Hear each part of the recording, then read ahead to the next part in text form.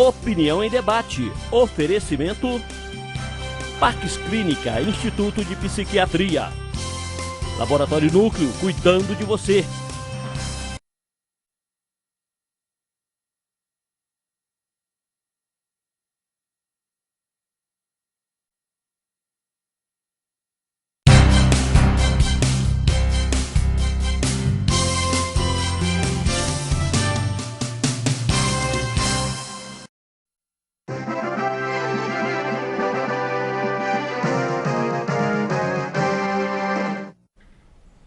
Boa noite. Opinião em debate desta noite tem como tema o descaso com a saúde mental.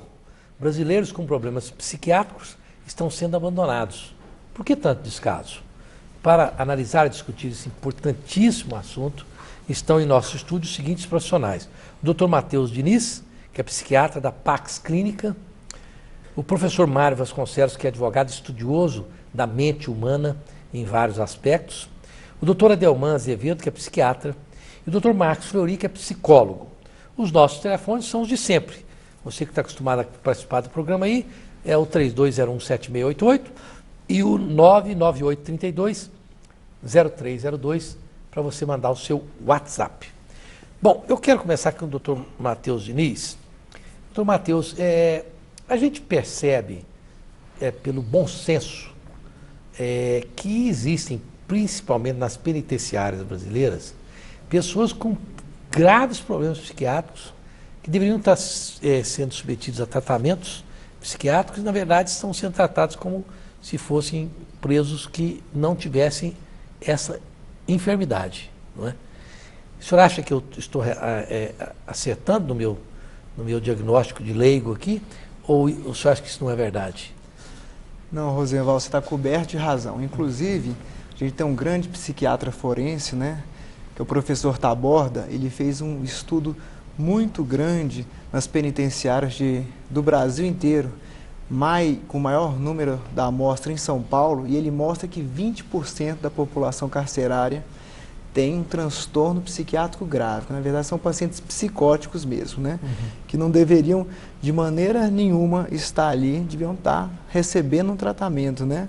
Num manicômio judiciário.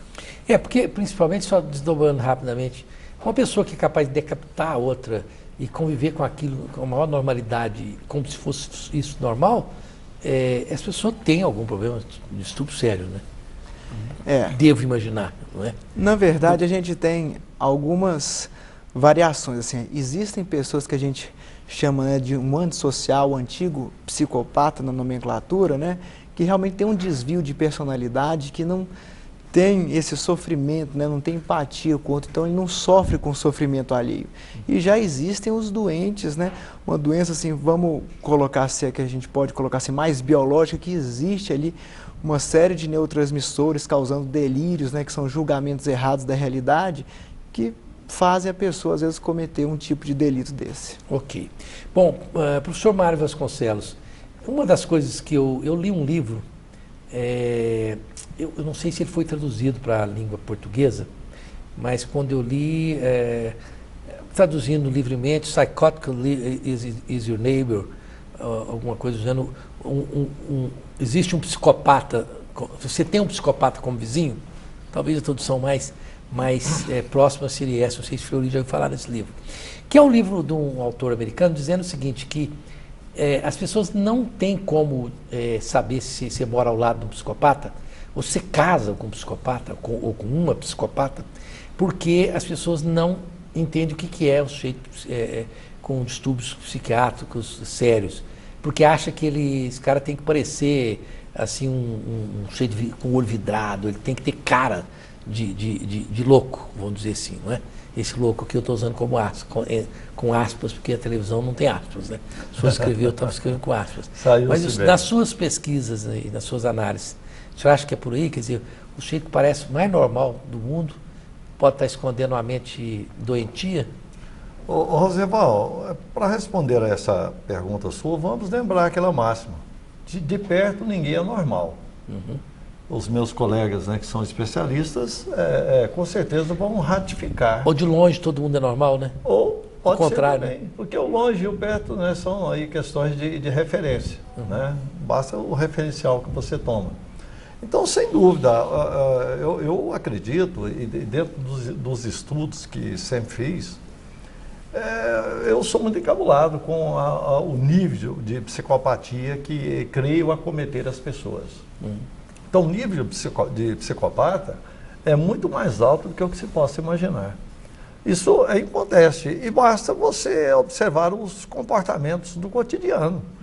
Por exemplo, se você que anda muito, nós todos que andamos muito, dentro do trânsito, por exemplo, você vê determinados comportamentos que não são jamais de pessoas normais.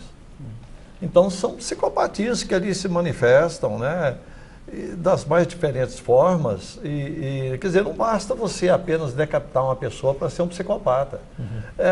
Dependendo do nível de desrespeito que você tem com a pessoa. Recentemente eu vi um cidadão maltratar um senhor de idade no trânsito que, para mim, uma pessoa normal jamais seria capaz de fazer aquilo. Ok. Bom, doutora Delman, repentinamente no Brasil, em poucas décadas, acabamos com os manicômios, não é?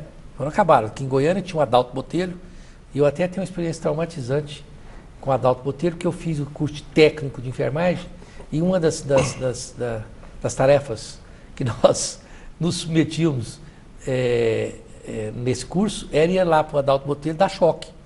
Você pegava os pacientes, eles iam tranquilamente, deitavam numa maca, e você pegava um negócio que dava um choque no cidadão, que ele babava, e estribuchava todinho, aí isso era um treinamento como técnico de enfermagem. Agora você imagina, eu lá com menos de 18 anos, fazendo isso, aquilo ficou na minha mente muitos anos.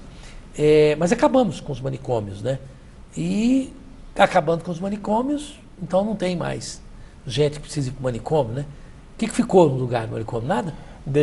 Eu tenho uma experiência também muito pessoal nesse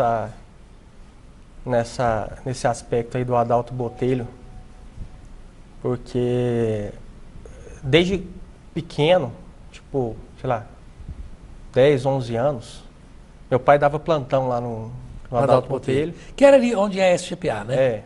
Meu pai dava plantão lá, o plantão dele era de sexta para sábado. Então, a gente queria ficar perto dele. Então, uma sexta ia eu dormir com ele lá no hospital. Bonzinho, seu pai. Ninguém de perto é normal, né? Ele está acabando de ratificar o que eu disse. Exatamente. No outro final de semana ia meu irmão, que inclusive é psiquiatra também, estudou lá com o Matheus, lá em São Paulo. E eu presenciei, depois que o Adalto fechou, muitas pessoas que não tinham família, muitos pacientes psiquiátricos que não tinham ninguém, a serem despejados na rua. E eu lembro de estar no carro com meu pai, andando, meu pai buscando a gente da escola. Uma vez teve um paciente que era do Adalto, paciente dele, e o paciente dele estava jogado na rua. Ele pegou, colocou o paciente lá dentro do carro, eu e meu irmão voltando da escola com ele, e ele foi lá e levou lá, na época ele trabalhava em um outro hospital, levou para internar nesse outro hospital. Então a gente tem que olhar com muito cuidado essa questão dessa reforma psiquiátrica, de acabar com os manicômios, porque não tem para onde ir, né? Porque assim, é importante você corrigir o que estava de errado, o que tem de maldade, mas tem muita gente que vai se beneficiar de uma internação psiquiátrica. Em relação até o tema que vocês estavam falando de psicopata, do psicótico, é importante a gente esclarecer uma coisa, porque não é possível a gente colocar eles no mesmo bojo da discussão de hoje. O psicopata é uma pessoa que tem alguma alteração da personalidade, ele não tem uma patologia que eu vou tratar com algum medicamento. E como o Dr. Matheus falou, ele não tem empatia pelo próximo. Então, o que ele faz... igual esse serial killer aqui que matou não sei quantas moças do nada, para nada. Né? Então, assim, ele acha bacana talvez a adrenalina, mas ele não sente dó, não sente pena. Então, não tem remorso. Né? Essa pessoa não tem tratamento nenhum para ela em hospital psiquiátrico. Tanto é que a maioria das pessoas, dos presos que vão estar na cadeia, vão ser psicopatas também, de alguma forma. Vão ter algum transtorno... Desenvolver, né? De personalidade antissocial. Agora, o psicótico é aquele que tem alguma alteração química ou às vezes até orgânica cerebral, que ele tem uma percepção alterada da realidade. Então vamos supor, o cara ele vai lá e vai arrancar a cabeça do outro. Decapita. Decapita o outro. E na ideia dele, vamos supor que ele viu naquela outra pessoa o demônio. E ele tinha que fazer isso. Então ele tem uma justificativa baseada em alguma coisa que ele está mentalizando o contexto da doença dele. Então, para ele nem está fazendo alguma coisa de mal, não. Ele está se defendendo, ele está salvando o mundo, ou o que seja. Okay. E é esses aí que precisam realmente de um tratamento, às vezes se estivessem na cadeia, precisam de um tratamento, um manicômio judiciário. Ok. Marcos Fleury, vou passar aqui para o Marcos Fleury para entrar na discussão. Só lembrando que o verbo decapitar, né, a forma decapita hoje é admitida também e até mais usada do que a forma arcaica. Decapita. Hoje é mais decapita. Decapita também está usado. Correto. Aliás, é mais correto hoje. Mais correto hoje, né? Mais inteligível, né? Se fala exatamente. Né? Mas, Marcos Fleury... Eu queria pegar o gancho, interrompendo a sua pergunta. Por favor. Sabe? Da pergunta feita pelo doutor Adelman. Essa questão da Lei 10.216, certo? Ela é decorrente de um processo antigo. Quando Adalto Botelho ele assumiu o Departamento Nacional de Saúde Mental, em 1941, certo? A questão da saúde mental no Brasil era completamente largada, certo? E ele tentou criar ali uma regulação, certo? Somente que sempre houve a briga, Estado, iniciativa privada, certo? Onde as ideologias existem, onde elas estão, a referência, e a referência delas sempre são a imbecilidade. Seja quem for, dúvida. A ideologia acaba sendo cretina, né? E essa política veio de 41, doutor Adalto Botelho, um psiquiatra, formação na Faculdade Nacional da Praia Vermelha, Medicina da Praia Vermelha, foi assistente até do meu avô fez psiquiatria, depois fez medicina, mas então ele ficou até 54 no Departamento Nacional de Saúde Mental. E eles tentaram várias formas de regulação das políticas de saúde mental no Brasil. Só que as influências são muito fortes. As influências são fortes tanto do poder econômico quanto das questões ideológicas partidárias. E quando tudo isso se mistura, nada se forma de uma maneira concreta. Então, houve uma série de situações no decorrer disso aí, com os governos militares, certo? Em 1968, o então presidente Costa e Silva, certo? Ele nomeou o senhor Leonel Miranda, certo? Para assumir esse departamento. O senhor Leonel Miranda, ele era um proprietário ali, como os maldosos falam, de diversos leitos psiquiátricos. E ele tentou, de uma certa forma, transferir a saúde mental do Estado para o poder privado. Certo?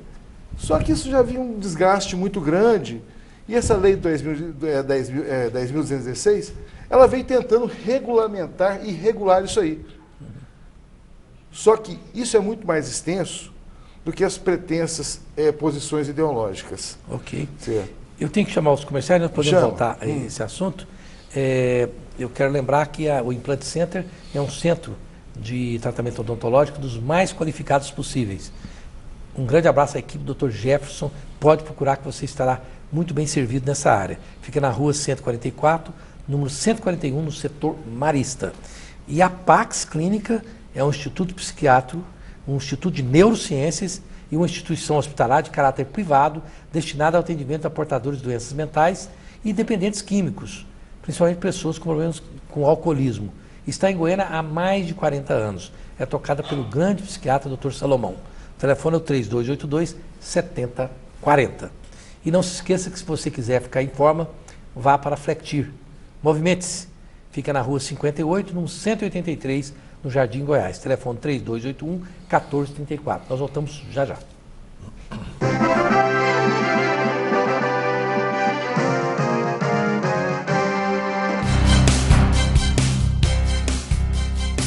O Arnaldo agora deu pra ser síndico. E aí, pra melhorar, ele resolveu colocar a portaria remota Tecnoseg, a tal da PRT, que tem tecnologia de ponta e deixa o condomínio muito mais barato. E esses dias ele recebeu até um abraço da vizinha dos 604, só porque o custo da portaria baixou 70%. Quem é que liga pra uma economia de 70%? Hein? Fala, Arnaldo. Ai, esse homem deu pra economizar até pra falar. Que ódio. Portaria remota Tecnoseg. Seu condomínio com custo de portaria até 70% mais barato.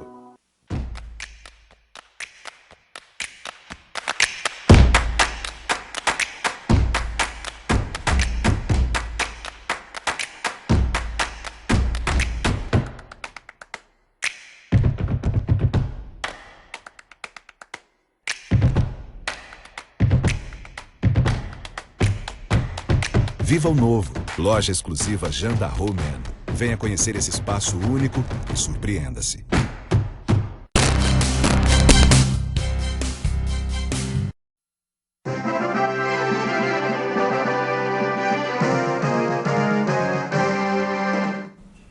Estamos de volta com Opinião em Debate desta noite, falando sobre o descaso com a saúde mental dos brasileiros com problemas psiquiátricos. O nosso programa da próxima semana, muito interessante, as perspectivas da Polícia Militar para 2017. Existem boas notícias no combate à criminalidade? Vamos saber, né? Tem alguma notícia boa aí? Que agora que a gente está no ar, tem celular funcionando, alguma notícia nova aí? Não, se tiver, pode passar para nós, que nós passamos para o telespectador. Aqui a Alessandra, para o doutor Matheus. Doutor Matheus parece que queria fazer uma colocação antes de eu passar a pergunta. Se ficou uma coisa no bloco anterior que o senhor gostaria de acrescentar, não? Então, gostaria sim. Acho que existe, né, esse movimento chamado que é uma luta antimanicomial, como se, né, existisse alguém que gostasse do hospital psiquiátrico naqueles moldes antigos, né, do Adalto Botelho. A gente tem que entender assim, que o primeiro neurolético, né, que é a medicação que trata a psicose, ela surgiu na década de 50, foi chegar em Goiás em 57. Então era impossível, né? Não existia um outro tratamento para esses doentes. Então o que se fez foi exatamente isso, você tirar um aparelho, né, de internação, que é muito útil, e você não colocou outros complementares. A Lei 10.216 é uma lei boa, só que na verdade o que é feito são várias emendas assim, que não tem nada a ver, inclusive vão contra essa Lei 10.216. E só para falar um pouco do eletrochoque, que é a eletroconvulsoterapia, ele é um procedimento excelente, né, com uma segurança incrível, até hoje é utilizado, né, tem uma regulamentação nova do Conselho Federal de Medicina que exige a presença de um anestesista, procedimento super rápido, eficaz, mais efetivo que qualquer medicação, resposta mais rápida e muito segura. Mas feito com humanidade, né? Porque naquela época que eu fazia isso, eu fazia era na tora mesmo, eu tomava ali um choque e pronto, acabou. Aqui a Maria Helena de Morrinhos, ela. O governo propôs para ficar no lugar dos manicômios um auxílio para que as famílias cuidassem das pessoas que precisassem desse apoio. Detalhe, o valor é R$ 35,00 por família. E o governo está tentando tirar esse auxílio. Rosenvaldo, te adoro. E adoro também o Cleber Ferreira. Manda um abraço para ele. Tá vendo, Olinda? Rosenvaldo, posso fazer uma observação sobre essa colocação da moça que você acabou de ler? Uhum. Pode ser? É o seguinte, é interessante, eu não sei se os meus colegas debatedores concordam, mas antigamente todo mundo tinha o bobo de estimação e tinha o doido de estimação em casa. É você que é de Rio Verde, mais do que nunca vai entender o que eu estou dizendo. Na minha cidade, que é Guapó, a gente falava, é a boba do João Mendim, é o doido filho do Arthur. E o que eu acho interessante é que naquela época, e eu acho que hoje falta muito, não sei se vocês concordam comigo, uma coisa chamada família. As famílias tinham um conglomerado, uma reunião, e todo mundo gostava de todo mundo e todo mundo cuidava de todo mundo. E as famílias existiam para cuidar principalmente daqueles que precisavam. Então, quer dizer, existia o bobo de não sei quem, mas o outro tomava conta dele como se fosse dele. Então, quer dizer, os doidos e os bobos naquela época existiam com muito mais dignidade do que hoje. Conviviam entre si. Exatamente. O cineasta Taquinho gosta de dizer que Rio Verde tem o maior número de doidos por metro quadrado do planeta Terra. Que lá ele não conheceu ninguém que fosse são. É brincadeira que ele faz conosco lá, com as pessoas de Rio Verde, e um abraço a ele. Aqui a Marta do setor sul está dizendo que... Não, a Marta diz o seguinte: a mídia faz uma representação incorreta da doença mental e da violência. Aí eu passo aqui para o doutor Adelman. Você acha que a mídia, doutor Adelman, ela auxilia a propagar coisas assim que não são corretas a respeito das doenças mentais e da violência, não? Ou seja, toda pessoa com problema mental, com problema psiquiátrico, é violento? Não, muitas vezes a mídia ela atrapalha, algumas vezes ajuda quando esclarece, mas na maioria das vezes, nos filmes ou novelas, o paciente com algum problema psiquiátrico ele é visto com muito... Na verdade, para dar audiência, que floresce muito o quadro, a história. É uma hiperbolização. E aquilo acaba que assusta. Uhum. Porque, de fato, não acontece sempre dessa maneira. A pessoa que às vezes tem uma doença psiquiátrica, vamos supor, um esquizofrênico, um transtorno bipolar que está em crise, um surto psicótico, um surto de mania, ele não vai estar assim o tempo inteiro. Tem muita gente que tem esquizofrenia que vai estar trabalhando, tem transtorno bipolar que vai estar trabalhando, convivendo com a gente no nosso dia a dia, e a gente nem imagina que tem. E, às vezes, a visão pejorativa que a mídia traz para a sociedade faz com que a pessoa, a família, não queira se tratar. Okay. Aqui o Eduardo diz que os médicos não tratam a doença mental com a seriedade devida. Não sei se é a visão dele, né? O Carlos, setor aeroporto, o SUS está preparado para tratamento de doenças mentais? Está, Marcos? O SUS? Bom, o SUS tem uma estrutura interessante em relação à saúde mental, porém as práticas estatais decorrem sempre, certo, dos grandes entraves financeiros. Tudo que se pode e se deve ser feito tem que se passar por autorizações, por uma série de burocracias, as quais levam muitas vezes um paciente a um grande entrave. Claro que quando você chega numa situação como o ambulatório psiquiátrico Vassili Schuch, ali você se depara com um quadro quase que medieval ainda. O ano passado eu estive lá, certo? Em 2015 eu estive lá, e nós constatamos, observamos, analisamos, certo, uma série de fatos aos quais não poderia estar ocorrendo. Por exemplo, por ser um ambulatório, um pronto-socorro psiquiátrico, ele não deveria abrigar um paciente por mais de 10 anos. Aliás, ele não poderia nem ficar com esse paciente por mais de semanas ali. Ele deveria transferir para um outro espaço para ser tratado. E, no entanto, diversas pessoas ali, naquele ambiente, expostas às políticas, certo, e às práticas que não são do SUS, mas dos gestores, certo, expostas a essas pessoas ao sofrimento contínuo. Certo. Ok. A Alessandra para o Dr. Matheus. Fala-se muito, Dr. Matheus, que a depressão é o mal do século. Vivemos estressados e cansados. O que o doutor sugere para que não seja mais um depressivo, para que não haja mais ou cresça mais um depressivo no mundo?